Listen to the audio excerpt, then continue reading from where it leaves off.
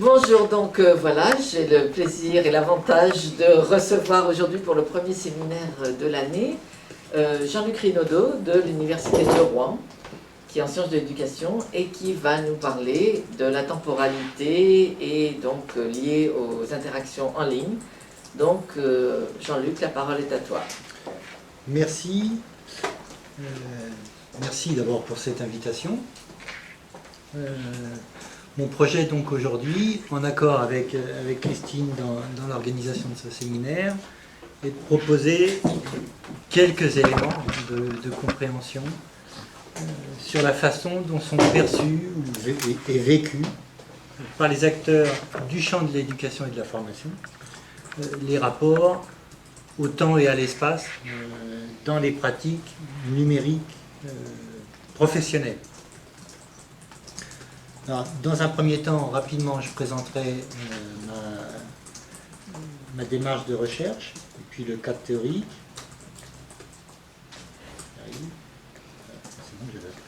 Et ensuite, je présenterai des résultats issus de plusieurs recherches différentes sur les pratiques éducatives médiatisées par les technologies de l'information et de la communication. Je l'ai dit qu'une fois, après je serai plus court, avec des résultats centrés autour de cette thématique du rapport au temps et à l'espace.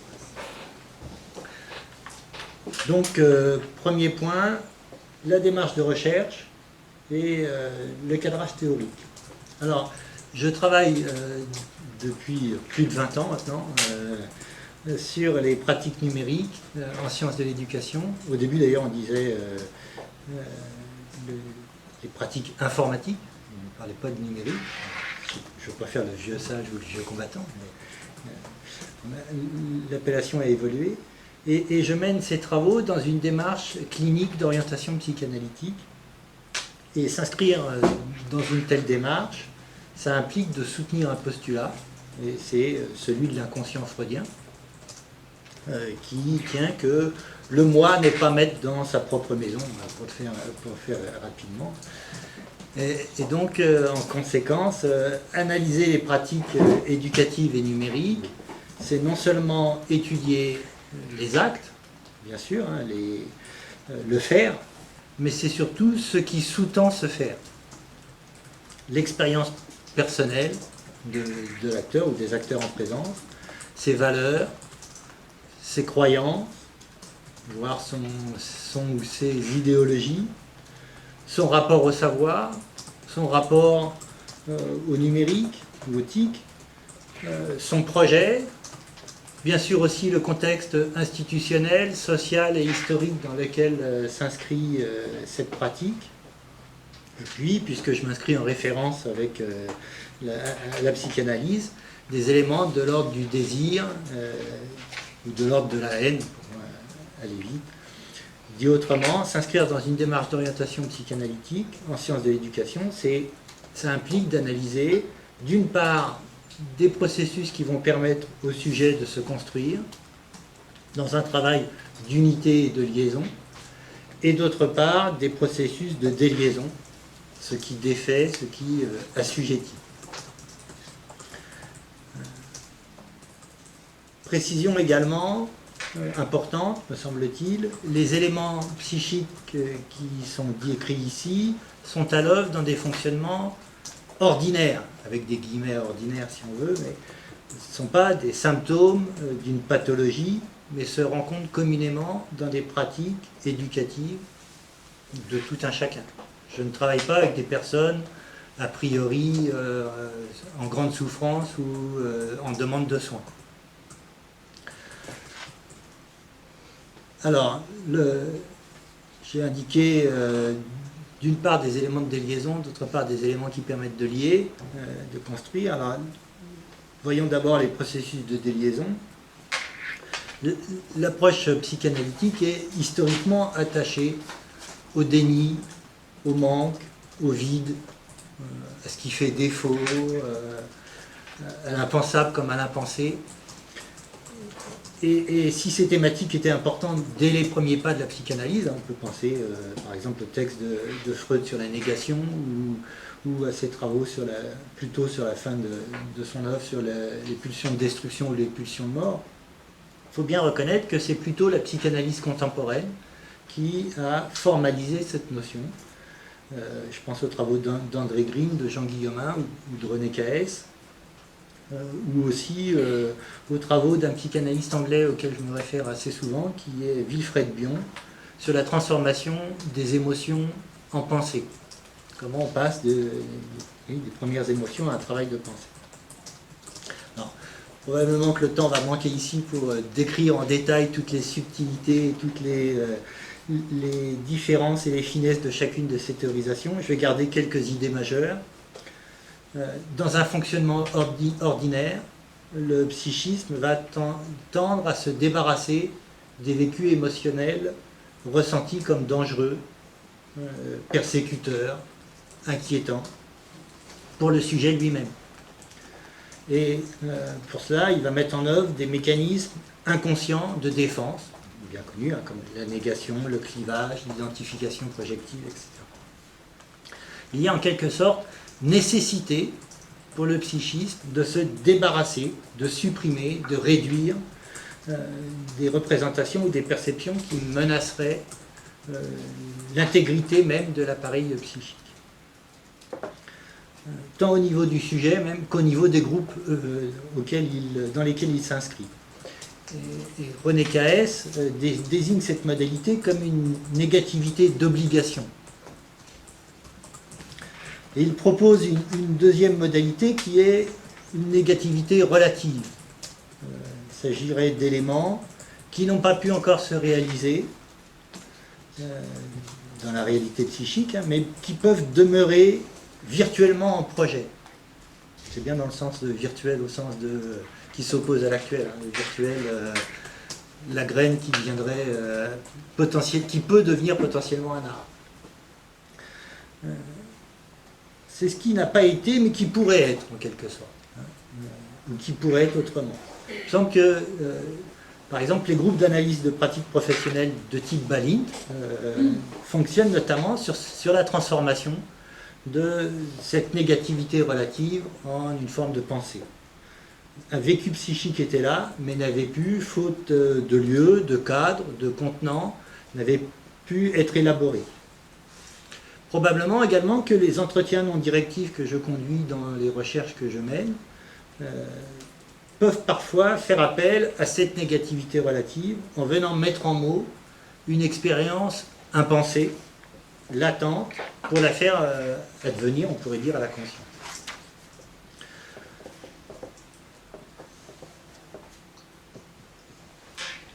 Caès propose une troisième modalité, c'est la négativité absolue, et je propose de rapprocher cette troisième modalité, l'attaque contre les liens, de la théorie avancée par Bion.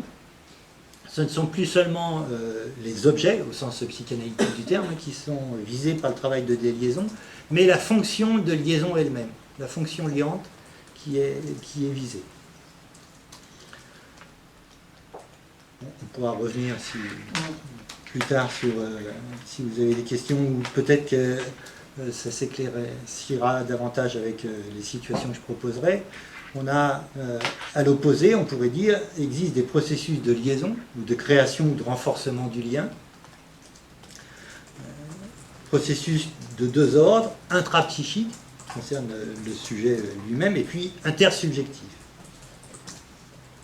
Les liens intrapsychiques sont des liens internes qui relient différents éléments, différents ressentis émotionnels, pour qu'ils puissent être utilisés par le psychisme. Les liens intersubjectifs, qui probablement intéressent des chercheurs qui se préoccupent d'interaction, sont constitués à partir de ce que l'entourage fait des projections négatives dont la psyché cherche à se débarrasser. C'est difficile à dire. Dont la psyché cherche à se débarrasser. Lorsque la capacité de rêverie de l'entourage, la capacité de rêverie, c'est un terme qu'emploie Bion, c'est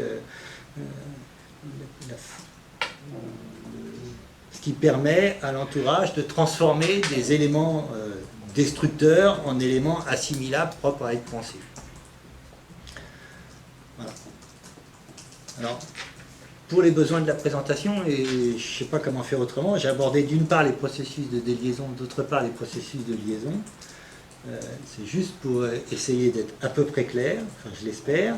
Il faut bien retenir que ces deux mouvements psychiques sont indissociables l'un de l'autre.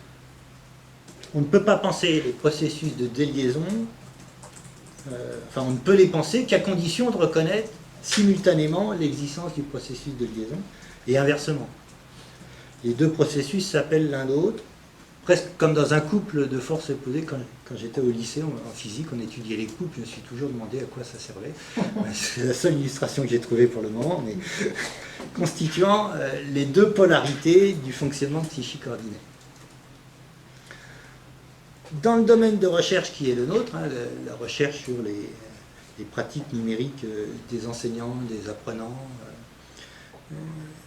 voire des parents, on pourrait tenter, et c'est bien naturel, de ne voir dans les pratiques que la part noble de celles-ci. Surtout lorsqu'il s'agit des siennes ou de pratiques que l'on peut reconnaître comme proches des siennes. Ce qui peut arriver quand on s'intéresse au numérique, parce que souvent les chercheurs de ce domaine sont aussi des praticiens de ce domaine.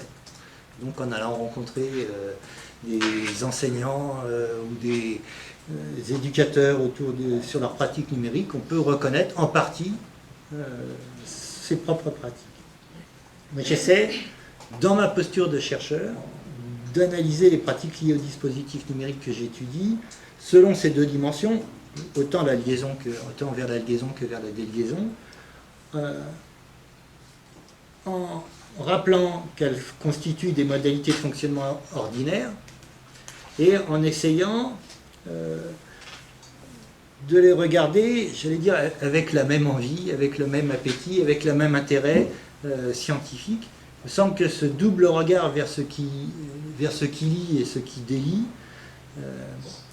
en plus, peut être facilité par l'objet même de mes recherches, parce que le monde du numérique, comme l'espace éducatif, sont traversés à la fois par des représentations sociales et dans des vécus subjectifs, par ces deux dimensions antagonistes. Alors, je vais dire des choses que tout le monde connaît, mais on peut voir dans le numérique le meilleur comme le pire. Le numérique porte tout à la fois les craintes les plus terribles et les espoirs les plus fous. Ce qui concerne les craintes, c'est par exemple l'asservissement à la machine. C'est pas nouveau, on n'a qu'à penser à Charlot dans les temps modernes, mais avec le numérique c'est de plus en plus renforcé, me semble-t-il. C'est aussi le contrôle permanent, le fichage, le traçage, le Big Brother. Ce sont encore les phénomènes addictifs liés à l'usage intensif et pathologique des jeux vidéo, par exemple, ou des réseaux sociaux, ou de la cyberpornographie, etc. Donc on a d'un côté le pire. Et puis en même temps, on a les espoirs qui se situent, par exemple, du côté du soin, de la guérison. Régulièrement sort en librairie un ouvrage rédigé par un auteur qui souffrait de troubles autistiques et qui, grâce à l'ordinateur, grâce à la tablette, grâce à une interface particulière, est parvenu à s'ouvrir au monde et à communiquer. Et il nous présente son ouvrage. On en trouve régulièrement en librairie. C'est aussi l'accès à tous les savoirs du monde. Grâce aux bibliothèques interconnectées, etc. Vous pouvez accéder, même si on confond assez vite information et savoir, mais c'est l'idée qu'on en a. C'est la réduction de la fracture sociale, ou au moins la réussite sociale assurée, grâce au numérique. Vous connaissez sans doute tous l'histoire quasi légendaire dans le monde de l'informatique de ce jeune homme qui abandonne ses études pour construire avec un ami dans le garage de son père un ordinateur qui va révolutionner le monde. Bon, on oublie souvent, à propos, quand on relate cette histoire, de dire que avant d'abandonner ses études, il a quand même fréquenté des écoles et des universités en Californie et des ateliers de technologie chez Hewlett, je crois, Packard, quelque chose de, je suis pas sûr de l'entreprise, mais et on garde uniquement le raccourci informatique égale réussite sociale. Les publicitaires jouent aussi sur ce domaine. Au moment de la rentrée scolaire, vous avez des grandes affiches qui vantent pour la réussite de votre enfant l'ordinateur portable à aller acheter, je ne sais pas où, telle tablette, etc. Dans les espoirs, on a aussi une démocratie transformée, rénovée, ouverte sur les opinions des cybercitoyens, etc. Il y a un film publicitaire qui avait été tourné par Ridley Scott en 1984 pour la sortie du Macintosh, qui s'appuie bien, qui joue parfaitement sur ces deux registres d'asservissement et de libération par la machine. Pour ceux qui ne l'ont pas vu, on a des hommes ou femmes, on ne sait pas, en tenue grise, de bleu de travail très gris, monochrome. Certains ont du mal à respirer, ils ont un masque à oxygène, plus de cheveux. Remarquez, c'est pas forcément... Ils avancent dans un couloir au pas, encadrés par une milice, et puis ils vont aller écouter dans un amphithéâtre le discours de Big Brother, et on voit une bouche, c'est quasiment pas un visage, on voit une bouche sur un écran géant qui dit le texte d'Huxley, 1984. Et puis la porte du fond s'ouvre et arrive une jeune femme, blonde, sportive, elle est en tenue de sport, vêtue de vêtements colorés, et elle va avec une masse venir fracasser l'écran pour libérer. Et voici pourquoi, en 1984, Apple invente Macintosh, voici pourquoi 1984 ne ressemblera pas à 1984. C'est la publicité, je ne veux pas faire de la publicité pour aucune marque d'ordinateur, mais ça repose bien sur ces deux versants, l'informatique qui a servi et l'informatique qui libère. Ces enthousiasmes et ces peurs, à mon avis, sont possibles et s'actualisent dans les évolutions techniques parce qu'on est en présence de technologies intellectuelles, technologies de la représentation, comme on avait avec l'écriture avant ou les arts graphiques, et c'est probablement la toile de fond mythique sur laquelle viennent se construire nos pratiques et s'installer nos représentations entre crainte et espoir.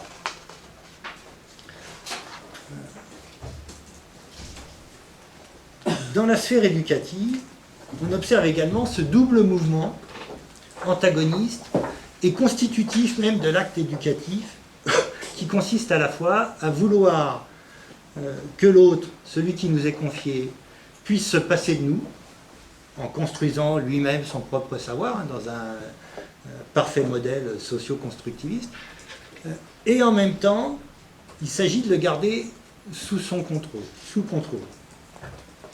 Être formateur, c'est donner la bonne forme. C'est à la façon dont le potier façonne l'argile ou le sculpteur taillerait le marbre, hein, comme dans le mythe de Pygmalion, en déniant à la personne, en formation, toute expérience. Alors, il y a des textes dans Fantasmes et Formation où la petite galerie de portraits de formateurs d'Eugène Henriquez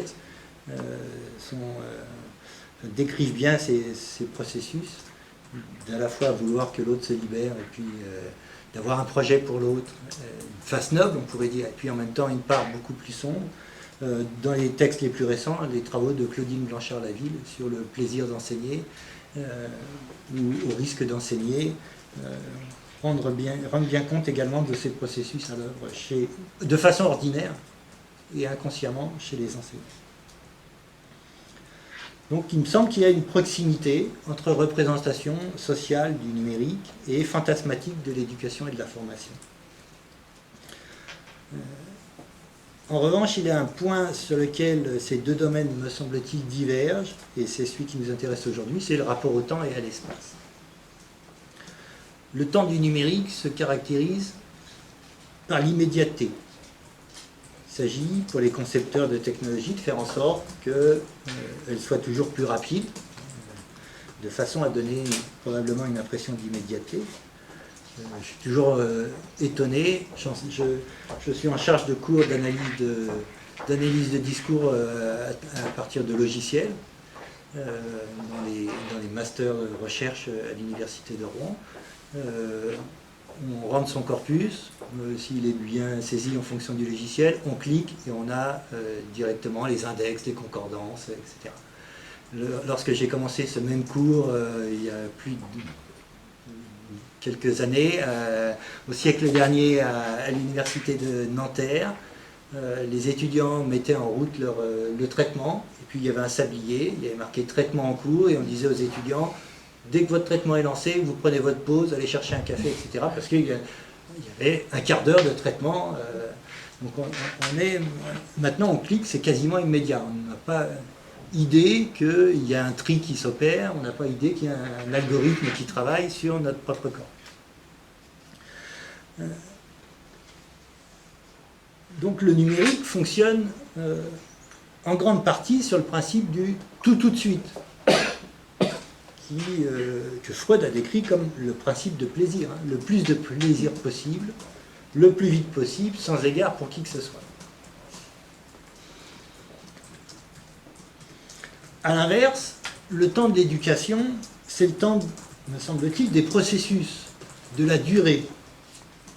Éduquer, c'est agir, mais c'est agir pour dans un présent, bien sûr, hein, en fonction d'un passé, mais pour un futur.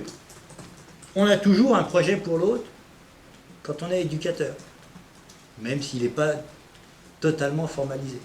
On sait bien qu'on agit pour l'élève de demain, l'enfant de demain, ou le jeune de demain, le citoyen de demain, etc. Et on n'attend pas, quand on est éducateur, des résultats immédiats. Alors, je vais, pour être plus concret, vous présenter quelques situations issues de mes travaux de recherche, ou de travaux de recherche que j'ai encadrés, recueillis le plus souvent à partir d'entretiens non directifs, mais parfois aussi à partir d'observations non directives, sur ces questions donc de rapport au temps et à l'espace. Alors, première situation, c'est une recherche qui est commanditée par le Conseil général de l'Eure sur les environnements numériques de travail déployés dans les collèges de ce département. Je ne vais pas reprendre tout le rapport de la recherche, mais plusieurs enseignants évoquent l'outil messagerie, et notamment l'outil messagerie en direction des parents d'élèves. Par exemple, l'un d'eux dit « On est 2-3 collègues à recevoir des messages jusqu'à 22 h le soir de parents qui règlent leur compte en direct. » Puis on en a un autre qui confirme ces propos. Ce sont des entretiens individuels. Je pense qu'ils ne sont même pas dans le même collège, mais voilà, c'est un peu intrusif quand même. Enfin, c'est-à-dire que les parents, avant, n'osaient pas forcément nous envoyer des mails, etc. Moi, il m'est arrivé de recevoir à 11h30 un mail d'un parent parce qu'il n'était pas content, par exemple. Ça, avant, ça n'existait pas. Avant l'ENT, ça n'existait pas. On peut entendre à travers ces deux courts extraits de discours une crainte d'envahissement, au moins une crainte d'envahissement de la sphère privée. Les outils de la distance favorisent probablement la porosité entre espace professionnel et espace personnel, j'y reviendrai plus tard. Mais aussi, on peut comprendre que ces enseignants semblent soumis à un besoin d'immédiateté. Le mail d'un parent d'élève sur l'ENT appellerait une réponse en temps réel, on pourrait dire, même si c'est une drôle d'expression, le temps réel.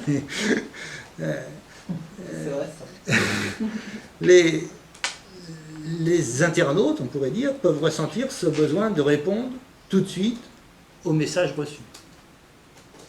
Parce que, encore une fois, le numérique repose sur le registre de la permanence. On a peut-être tous fait cette expérience d'avoir reçu un mail, soit d'un étudiant, d'un collègue, et puis de ne pas avoir répondu immédiatement et de recevoir 2-3 jours plus tard le même mail avec indiqué « Je ne sais pas si vous avez bien reçu mon premier mail. Bon. Mail envoyé, ça implique que on pense qu'une fois que l'on a envoyé le mail, que l'autre l'a lu, assimilé, compris, répondu de façon directe. Donc, le numérique repose sur le registre de la permanence, ce qui veut dire qu'à tout moment, il se passe quelque chose. On est bien dans... Quand vous êtes sur un site internet, sur la page d'un réseau social ou un jeu vidéo en réseau, etc., lorsque vous vous connectez, vous ne retrouvez pas nécessairement le site, le réseau social ou le jeu dans l'état où vous l'aviez laissé quand vous étiez déconnecté la dernière fois. Si vous regardez la une du Monde en ligne maintenant, et si on y retourne dans 2 heures, probablement que la page aura changé. Ce qui amène les enseignants à avoir l'impression d'une extension du temps pédagogique. Je parlais d'extension du domaine de la classe, hein, ou au moins une extension du temps consacré à la pratique professionnelle chez les enseignants.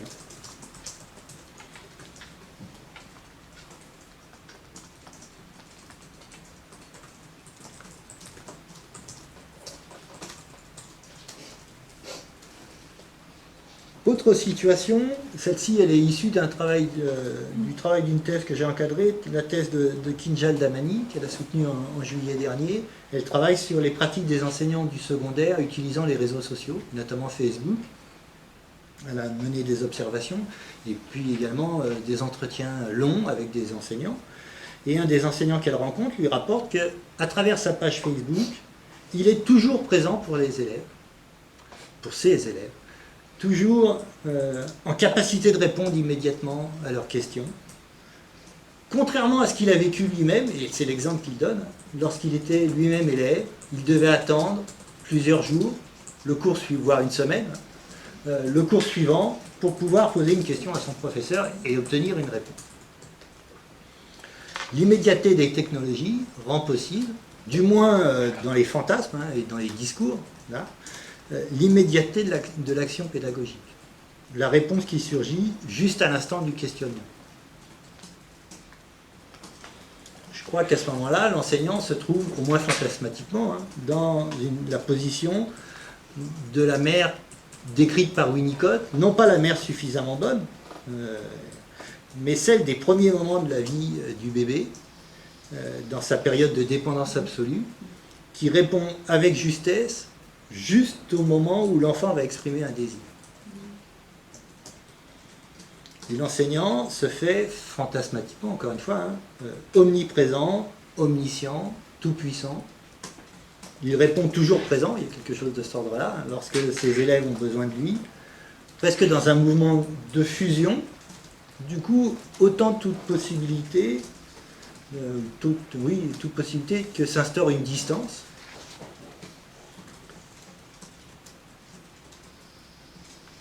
Probablement que c'est ici et maintenant des pratiques professionnelles numériques fait écho à une vie psychique infantile, mais pas d'éléments lorsqu'on rencontre des enseignants sur leurs pratiques professionnelles, on ne leur demande pas non plus et pour vous ça se passait comment quand vous étiez enfant, donc c'est une hypothèse qu'on peut avancer, d'autant plus que si on considère, comme je suis enclin à le faire, que la toute-puissance est un processus psychique ordinaire de tout éducateur.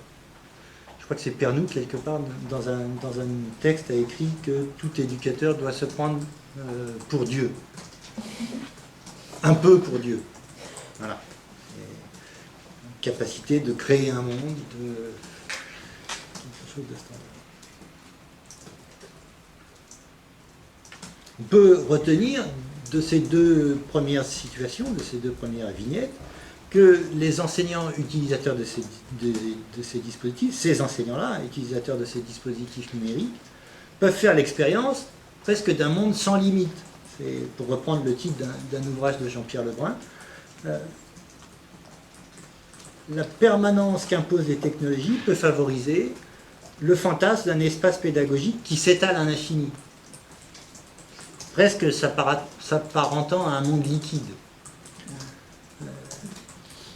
Et du coup, toute tentative d'appropriation subjective de cet espace est rendue impossible. Il ne peut pas être pensé. Peut-être que le sujet, là, se trouve aux prises avec une négativité absolue, un vécu d'infini qui se conjugue avec un sentiment de toute puissance, étayé sur un sentiment d'omniprésence sur les réseaux.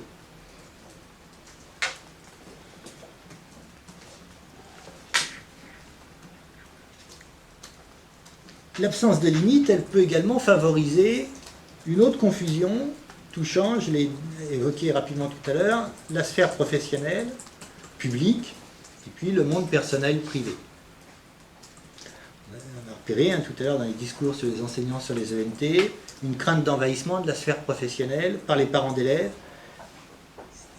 mais aussi de la sphère privée. Envahissement de la sphère professionnelle par un contrôle accru des parents d'élèves qui, à travers l'ENT, les ENT, peuvent prendre connaissance du travail réalisé en classe, voire de ce qui n'est pas fait, et demander des comptes. Ce qui n'est pas fait, ce sont surtout les parents d'élèves qui sont eux-mêmes enseignants dans un autre collège et qui repèrent les failles, les manques de leurs collègues, mais qui tiennent un tout autre discours en tant qu'enseignants. C'est assez intéressant. On a par exemple un enseignant qui nous dit « Moi, ce qui me dérange le plus, c'est le travers que les parents vont en faire. C'est-à-dire, moi, j'ai beaucoup de mal avec une chose comme Pronote. Et les parents qui maintenant se cachent derrière. Vous n'avez rien marqué sur Pronote. Vous n'avez pas renseigné Pronote. Vous n'avez pas, etc., etc. Et vous n'avez pas répondu à mes questions. Et vous n'avez pas fait ci. Et vous n'avez pas fait ça. Il y a 5 ans, on n'avait pas ça. C'est assez déroutant. Voilà, on a donc un envahissement par les parents d'élèves dans le discours des enseignants là. De la sphère professionnelle. On a également un envahissement de la sphère privée, avec nécessité de répondre au courriel immédiatement. Peut-être que cette extension de la vie professionnelle des enseignants sur le temps hors classe est une caractéristique des pratiques des enseignants usagers du numérique, dont on sait que ces technologies sont particulièrement chronophages. Quand je travaillais sur ma thèse, je me souviens d'un enseignant qui disait travailler jusqu'à 3 heures du matin pour réaliser le CD-ROM fait avec ses élèves. On a des collègues qui utilisent des forums en formation très tard le soir ou sur un réseau social, dans un univers virtuel, etc. Un formateur, encore récemment, qui m'expliquait que normalement le groupe qu'il menait s'arrêtait à 22 heures, mais qui était en formation à distance, mais qui très souvent on dépassait minuit, minuit et demi, 1 heure. Bon, C'est pas moi. Non, personne d'ici. Oui, c'est quelque chose qu'on trouve fréquemment chez les enseignants utilisateurs ou grands utilisateurs de technologies ou du numérique. On peut rappeler avec Serge Tisseron que le numérique peut favoriser des angoisses d'envahissement, dont résultent parfois aussi du coup des angoisses de morcellement.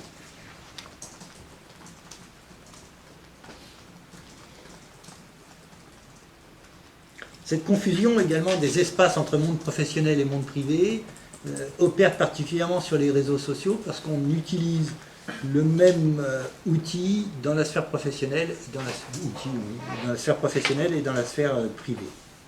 Alors je m'appuie encore une fois sur le travail de Kinjal Damani qui avait donné lieu à une communication, je crois en 2011 au colloque EPAL, sur l'observation de 10 professeurs en Europe utilisant Facebook.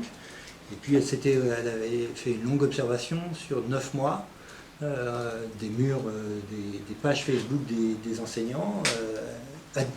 Tous étaient contactés pour déclarer utiliser Facebook avec leurs élèves. C'était le point de départ de son recueil pour fabriquer son corpus. Et puis elle se trouvait avec des milliers de messages dont elle ne savait que faire. Donc elle a commencé à trier. Et puis elle arrive à une typologie en 5 parties. Messages à orientation pédagogique, qui sont clairement orientés vers du contenu scolaire, en particulier qu'on voit arriver lorsqu'il y a eu des soucis liés à la météo, par exemple. Les cars scolaires n'ont pas pu circuler. Pour tous ceux qui n'étaient pas là en cours, voici ce que nous avons fait, etc. Voilà. Des messages de gestion de classe, pas tout à fait orientation pédagogique, mais qui vont rappeler les dates de remise de devoirs, qui vont rappeler que les notes sont sur Pronote, qui vont rappeler des rendez-vous, des sorties pédagogiques, des consignes du type demain en EPS on fera rugby, vu la météo, pensez à apporter de quoi vous changer après le cours, etc. Bon.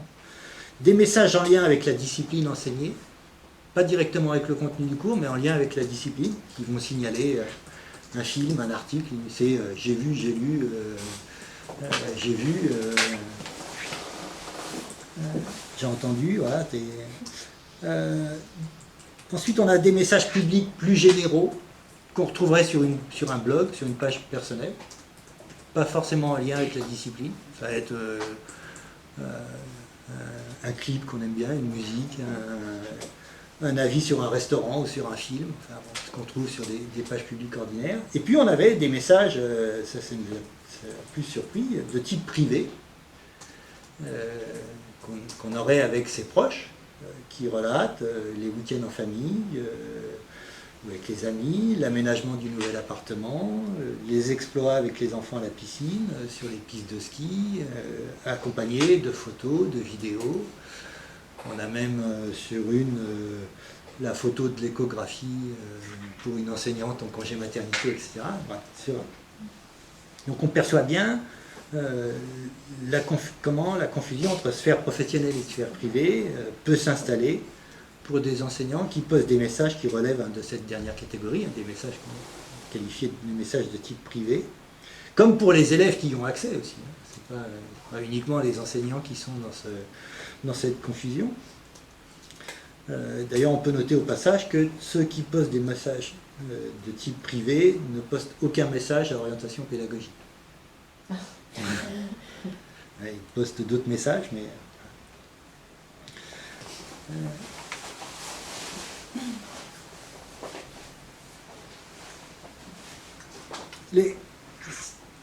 En fait, tout se passe comme si les transformations du rapport au temps et à l'espace qui favorisent l'immédiateté et l'omniprésence amenaient les enseignants à exercer leur métier dans un état d'urgence permanent. Comme si on était en train de favoriser un nouveau type, on pourrait dire, d'enseignants, un nouveau type d'individu. Nicole Aubert, c'est une sociologue, la sociologue Nicole Aubert appelle l'homme instant, le nouvel individu qui est dominé par le besoin de satisfaction immédiate et intolérant à la frustration. L'immédiateté suspend le temps, suspend l'espace, ramène en quelque sorte à une sorte de non-temps et de non-lieu.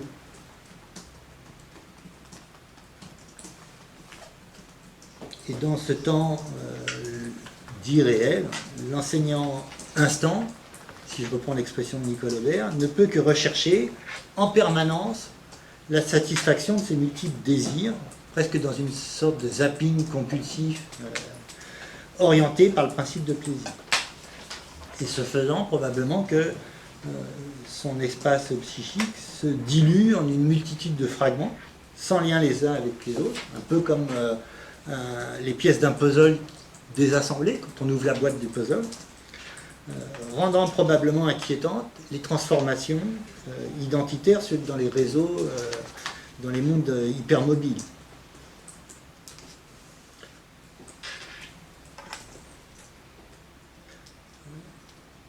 L'enseignant homme-instant hypermoderne ne peut plus s'appréhender comme sujet, ou seulement dans une immédiateté de soi, car toute mise en perspective, toute limite, tout devenir et toute possibilité de changement sont détruits. On est sur succession d'instants, de moments, de points, sans lien les uns avec les autres. On est bien sur un travail de déliaison. Ça devient un être sans histoire, englué dans une confusion permanente entre des espaces autrefois davantage cloisonnés, vie privée, espace professionnel, et rendu ouvert par la transparence des réseaux. On est bien sur un travail psychique d'attaque contre les liens et les processus de liaison, et l'enseignant se trouve alors aux prises avec un paradoxe, alors que son métier l'amène à penser un projet pour l'autre, même non formalisé, dans une virtualisation, une anticipation. Il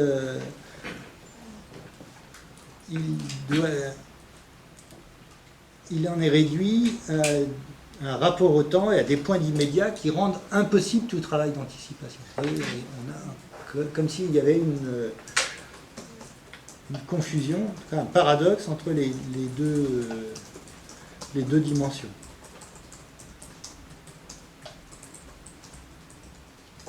peut-être aussi que ce vécu d'être sans histoire, sans passé ni avenir, uniquement installé dans l'instant, trouve un prolongement dans des éléments qu'on trouve assez régulièrement, de la valorisation de l'individu aux dépens du collectif, de plus en plus. Et je soutiens volontiers l'hypothèse que cette transformation subjective participe à un mouvement de désaffiliation au niveau du groupe professionnel, non-reconnaissance des pairs, désinscription de l'affiliation professionnelle, exacerbation d'un ego professionnel, qui sont de mise chez certains des enseignants que je rencontre et qui revendiquent parfois dans leur discours d'être totalement en marge de leurs collègues. Soit parce qu'ils se considèrent comme des pionniers, soit... Voilà, on a souvent des... Et en marge et non reconnus. Et du coup, ne reconnaissant pas non plus le groupe professionnel. Je regarde là, si on s'en tenait là, le tableau serait bien sombre. Et nous verrions dans les pratiques enseignantes, probablement, enfin, pratiques enseignantes médiatisées, qu'un travail psychique de déliaison. Il existe d'autres situations, d'autres vécus psychiques qui, au contraire, participent d'un travail de construction et de renforcement du lien.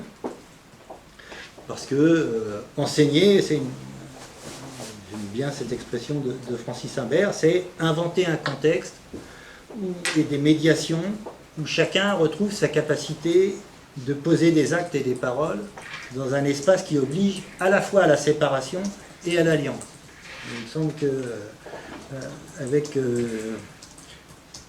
les éléments que j'ai apportés, on entre dans cette dimension-là. Le travail de liaison, en fait, peut se mettre en place à chaque fois que l'enseignant, on pourrait dire, survit psychiquement au mouvement d'attaque contre les liens et contre la liaison, en faisant fonctionner sa capacité de rêve. À chaque fois qu'existe la possibilité d'une distance spatio-temporelle, symbolique, entre une demande, un désir, formulé sur le registre inconscient, encore une fois, et la réponse de l'entourage. Ce que Winnicott a nommé les espaces transitionnels. Je n'invente rien. Et à chaque fois qu'il y a du jeu, on pourrait dire, comme dans un mécanisme, à chaque fois qu'il y a du jeu et possibilité de jeu. Alors là encore, je vais m'appuyer sur quelques éléments empiriques de recherche. La première, c'est le fait que, dans mes travaux de recherche, j'ai été amené à repérer deux grandes catégories d'acteurs. Parce que j'ai toujours cherché à m'intéresser non pas aux pionniers. Les premiers travaux de recherche sur le numérique allaient repérer des enseignants fortement investis, innovateurs, dans des dispositifs nouveaux. Et on regardait comment ils travaillaient, on trouvait que ça marchait, et on disait il n'y a qu'à faire la même chose et le numérique va se développer, enfin, l'informatique va se développer dans toutes les pratiques enseignantes. Moi, ce qui m'intéressait, c'était aussi de regarder les pratiques des enseignants ordinaires. Et du coup, on s'est amené à avoir deux catégories. Une catégorie d'enseignants, quel que soit leur niveau d'enseignement, du primaire au secondaire ou dans le supérieur, qu'on pourrait repérer comme innovateurs, sont toujours prompts à investir le nouveau dispositif technologique qui arrive,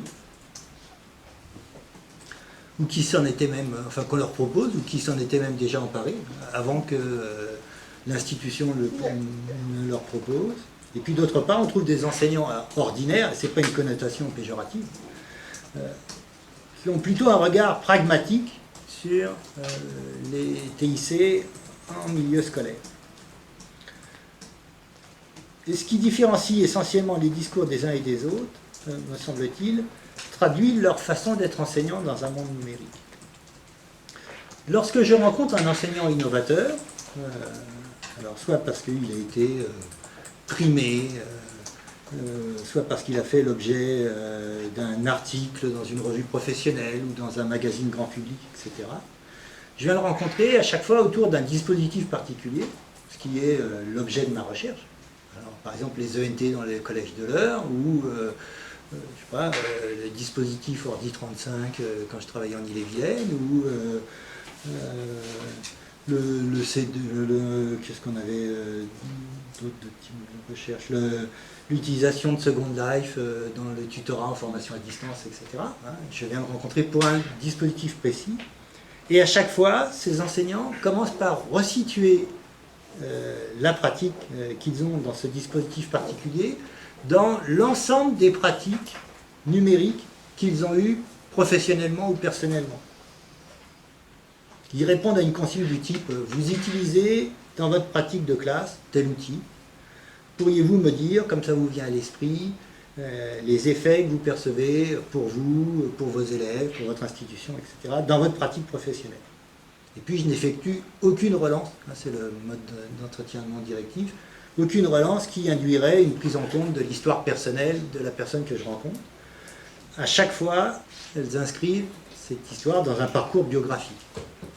Ah oui, vous venez me voir pour ça, mais vous savez, j'ai commencé il y a bien longtemps. Alors, certains parlent du ZX81, etc., en fonction des âges des personnes. Mais ça n'a pas démarré là, en quelque sorte. Venez me rencontrer pour ça, mais ça n'a pas démarré là. Et ils inscrivent ça.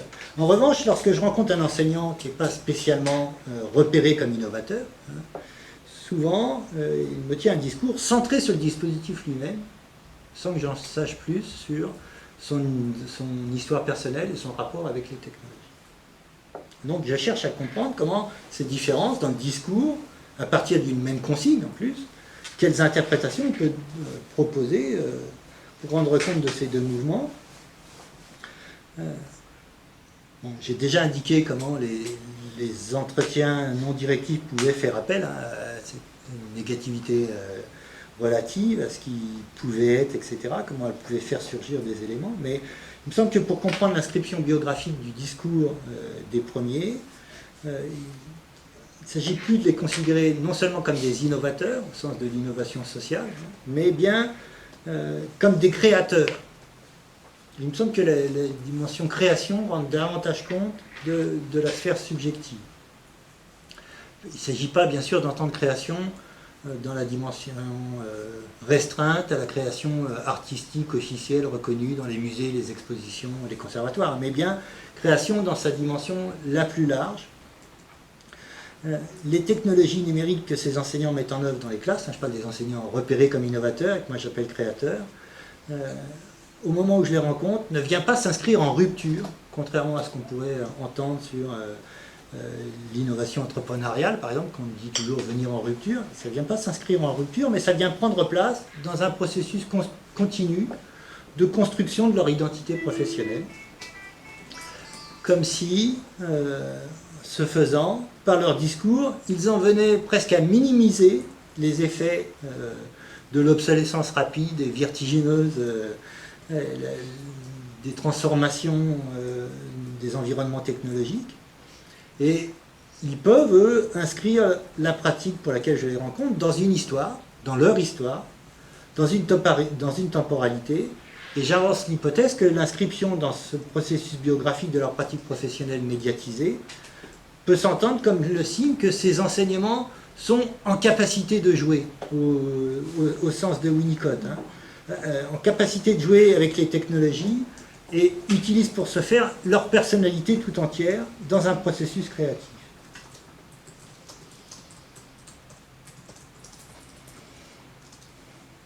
Je propose qu'innover finalement en classe avec le numérique, c'est vivre subjectivement, de façon créative, sa pratique professionnelle au sein d'un espace intermédiaire, sans se soumettre ni à la réalité des contraintes externes, qui sont les instructions officielles, les référentiels, les modèles de bonne pratique, les difficultés matérielles, 3 prises pour 25 élèves, les effectifs des classes, l'absence de formation continue, les présupposés des concepteurs des instruments, etc. Ils ne se soumettent pas à ces contraintes externes, pas plus qu'ils ne se soumettent totalement à la vie fantasmatique, alors pulsions, aux rêves, aux désirs, etc. Ils ont presque une utilisation, une pratique libérée des outils qui la médiatisent, des routines professionnelles, des imaginaires collectifs et de la réalité psychique.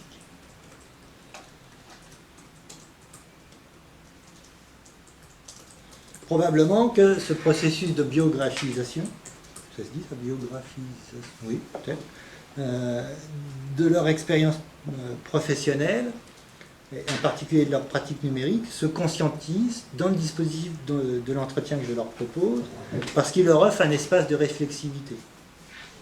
Il y a une liberté de parole qui leur est laissée, qui favorise probablement la mise en récit de cette expérience dans une forme de processus continu. Comme si l'entretien non directif autorisait ces enseignants à se considérer comme produits de leur histoire singulière, dans une perspective socio-historique, à être à la fois acteurs et auteurs de l'histoire, dans une reconstruction subjective de leur passé.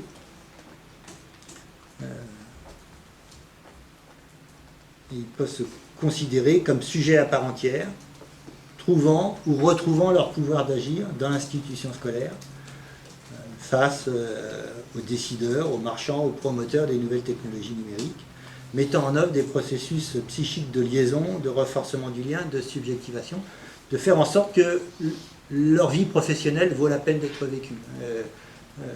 Winnicott disait les espaces transitionnels, c'est à chaque fois, quand on est dans un espace transitionnel, c'est à chaque fois qu'on a l'impression que la vie vaut la peine d'être vécue. Alors, je décline sur l'espace professionnel. La vie professionnelle vaut la peine d'être vécue. Deuxième exemple, je regarde l'heure, mais je ne me souviens plus à quelle heure j'ai démarré. Donc, voilà, quand tu veux. Bon. Deuxième exemple, et puis ensuite j'irai à la conclusion. Un exemple issu d'un travail d'observation d'un groupe de tutorat en licence de sciences de l'éducation à distance, tutorat qui se tient sur Second Life. L'espace numérique dans lequel évoluent les avatars des étudiants et celui du tuteur, c'est pas tout à fait une salle de classe, puisque c'est l'espace figuré en plein air, mais on y repère tout de même un tableau, un amphithéâtre au centre duquel se place le tuteur, enfin au centre duquel le tuteur place son avatar, et debout, entouré de gradins, où viennent s'asseoir, viennent prendre place les avatars des étudiants, qui restent le plus souvent sagement assis, ça dure 1h30 à 2 heures, sagement assis à leur place durant toute la séance, ou se lèvent pour prendre la parole, pour bien qu'on repère qui est en train de parler, à l'interpellation du tuteur. Donc on se retrouve dans un univers virtuel dans lequel les acteurs adoptent une forme assez proche de la forme scolaire classique, finalement, en reproduisant un modèle connu. Peut-être que on peut proposer que pour ces étudiants qui n'étaient pas au départ familiers des mondes virtuels, qui voulaient juste essayer une autre forme de tutorat que le tutorat classique sur forum ou en classe virtuelle, pour ces étudiants, ce rapprochement avec des références habituelles a peut-être une fonction de réassurance avec l'étrangeté de la situation à laquelle ils se trouvent confrontés. Mais ce qui frappe surtout et assez vite les chercheurs que nous sommes et qui observons ces séances, également avec notre avatar qui se promène sur cette scène, c'est les effets de ces séances de tutorat qui débordent largement sur le temps prévu sur ces séances. Et en effet, par exemple, les étudiants ont été invités par le tuteur, dès la première séance, à chaque nouveau rendez-vous, à tester leur matériel et à mettre à jour, on l'a vu tout à l'heure, à mettre à jour le logiciel, etc. Leur connexion, à tester leur casque. Et on constate à chaque fois, quelques heures avant la séance, la présence de nombreux étudiants qui fréquentent le lieu prévu pour la séance de tutorat, non seulement pour vérifier le bon fonctionnement de leurs outils, de leur matériel, mais également pour échanger entre eux, soit sur des sujets relatifs à l'organisation du travail, soit sur des échanges interpersonnels d'ordre privé. Et de même, surtout à la fin des séances, lorsque le tuteur salue les étudiants et déconnecte, je ne sais pas si on dit, déconnecte son avatar, de nombreux étudiants, très souvent, restent connectés, tardivement, co-présents dans ce monde virtuel, pour continuer à échanger en se donnant des nouvelles des uns et des autres, mais surtout en se donnant de leur vie personnelle et professionnelle, hein, mais surtout de leur vie estudiantine et en travaillant ensemble ou en profitant de ce moment pour se donner d'autres rendez-vous, toujours sur le monde virtuel, pour travailler ensemble, tel point, tel dossier, tel élément de tel coup. Le tutorat dans ce monde virtuel offre aux étudiants finalement un espace personnel et collectif de travail, ce qui fait souvent défaut d'ailleurs dans les formations à distance. Hein. Je ne veux pas dire par là que les étudiants dans d'autres dispositifs ne peuvent pas travailler ensemble à leur initiative, mais souvent ils le font sur des espaces privés et non pas des espaces institutionnels hors de la plateforme de formation, alors qu'ici ils se regroupent dans un espace institutionnel. Et ceci est probablement facilité par l'effacement du formateur-tuteur. Je parle bien d'effacement. Il met à disposition des étudiants un espace numérique de travail. C'est bien l'effacement, c'est pas une absence, encore moins une fuite. Hein. Il s'efface, mais il peut être sollicité. C'est très compliqué pour les chercheurs d'observer ce qui se passe, parce qu'il se passe toujours quelque chose, comme je disais tout à l'heure, donc on n'arrive pas à être 24 heures sur 24 sur le forum. Tout que dans cette formation à distance, on a des étudiants pas sur les 5 continents, je ne sais pas si on... Oui, il me semble que sur les 5 continents, donc en fonction des fuseaux horaires, etc., c'est assez compliqué d'être là en permanence, mais on essaye, quand on a observé cette situation, d'être là le plus souvent possible. Et on repère par exemple que les étudiants, à un certain moment, en travaillant en groupe, en dehors des moments prévus pour les séances de tutorat, sollicitent le tuteur. Donc vont lui envoyer un mail, vont lui demander est-ce que vous êtes à votre bureau, est-ce que vous pouvez connecter votre avatar, on a besoin de vous, etc. Donc c'est bien un effacement. Le tuteur se fait aménageur d'un milieu qui va permettre la construction des savoirs, et il prend une posture de médiateur, hein, dans une forme de présence-absence qui, me semble-t-il, peut être favorisée par le numérique. Il permet aux étudiants d'expérimenter leur capacité à être seul. C'est aussi une expression que je reprends de Winnicott. Expérimenter sa capacité à être seul en présence de l'autre. On oublie souvent cette deuxième partie. En présence de l'autre. C'est ce qui se passe par exemple lorsque l'enfant joue tout seul, le bébé, l'enfant joue tout seul, et que ses parents, son entourage, fait autre chose. Prépare le repas, lit dans son fauteuil, etc. On a l'impression que ce sont deux activités séparées, mais en même temps, le parent est là, et ça peut être rassurant pour l'enfant. Le parent a toujours un œil, entre guillemets, ou a toujours est dans une présence bienveillante et rassurante vis-à-vis de l'enfant. Il me semble que dans cette situation, le tuteur offre aux étudiants de cet espace la possibilité, la capacité d'expérimenter la capacité d'être seul en présence de l'autre. Donc de découvrir sa vie personnelle. D'exercer pleinement leur fonction créatrice, encore une fois.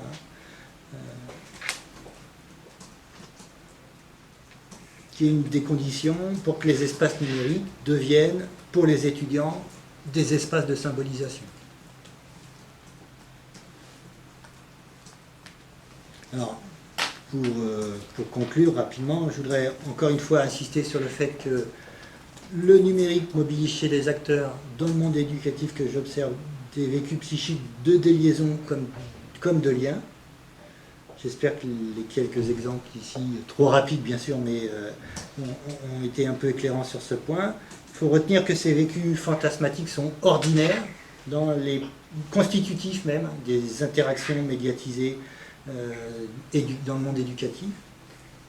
Il s'agit pour nous, chercheurs, non pas de les juger ou d'en déduire des bonnes pratiques, mais de les accueillir, de les comprendre, de leur donner du sens, avec la même envie, avec le même intérêt pour comprendre comment la pratique enseignante médiatisée par des interactions numériques se constitue ordinairement en tension d'une part entre un désir de toute puissance omnisciente et d'autre part un désir de prendre soin de l'autre. on est dans ces confrontations.